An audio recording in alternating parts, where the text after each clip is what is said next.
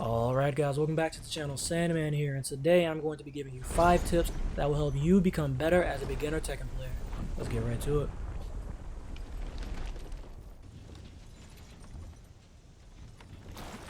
Alright, so first up, my first tip in trying to become a beginner Tekken player is going to be not wasting your heat, right? And by that what I mean is you've probably seen, if you played any matches in beginner ranks, you see your opponent just mashing around in front of you, and then randomly they'll pop their heat, and then right after they do their heat smash, right? Now this is a really bad habit and something that I struggle with too, but it's something you really don't want to fall into doing a lot, because if you don't know your heat, it basically makes your character a lot stronger depending on who your character is. And you don't really want to just waste it on your heat smash right after you pop your heat burst, right? So what I would recommend doing is, for whoever your character is, figure out what makes them stronger in heat, and figure out what tools you should be using while you're in heat, and focus more on using those instead of just mindlessly doing your heat burst right into your heat smash. So for example, Lars in heat, he has this stance here he can go into. You can do that multiple times. Like if you land a heat engager, if you have a full bar heat, you can do it up to 3 times, I believe. Yeah, and you get, I'm not going to go too in detail on what this stance is good for, but you get a really good mix up out of this, and it's really good to use instead of just using your heat smash, which uses up all your heat at once and then you're left without heat for the rest of the round, right? Instead of something like this that you can use multiple times, and yeah, it's just a lot better to do than wasting your heat.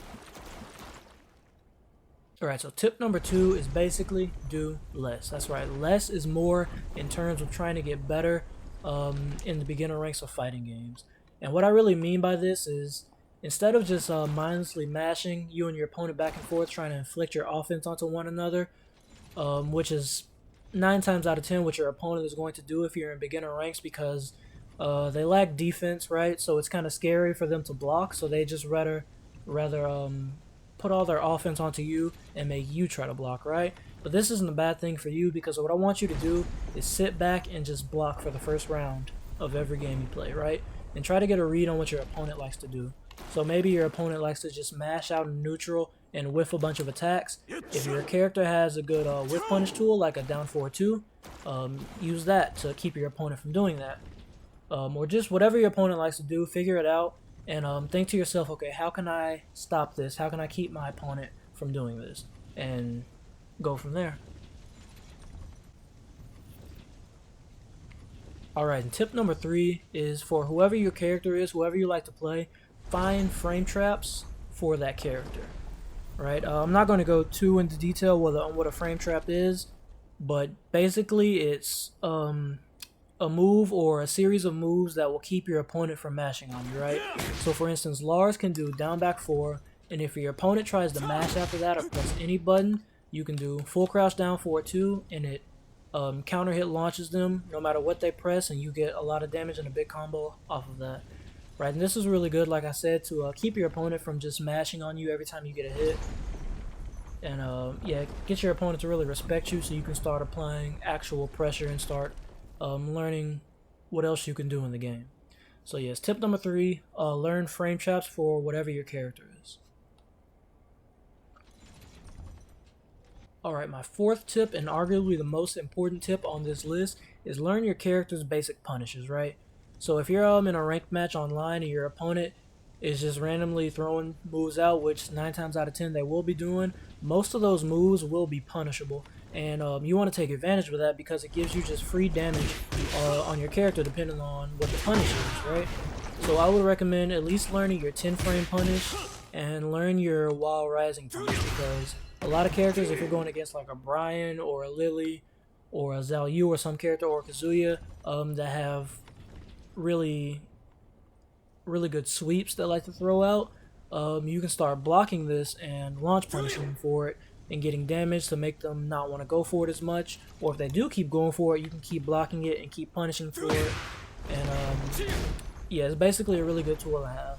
So yeah, you want to learn your punishes. Like I said, I would recommend learning your 10 frame at least, So if you don't know like if a move is punishable, you can block it and throw out your 10 frame, and if that hits them every time, then it's probably at least -10, and you can get that free damage every time.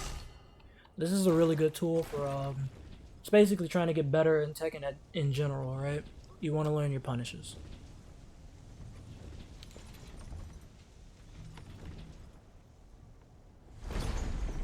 Alright, tip number 5 and the final tip for this video is less of a physical thing you can actually practice and work on. It's more of a mental aspect of the game, which not a lot of people talk about, but don't let losing bother you, right?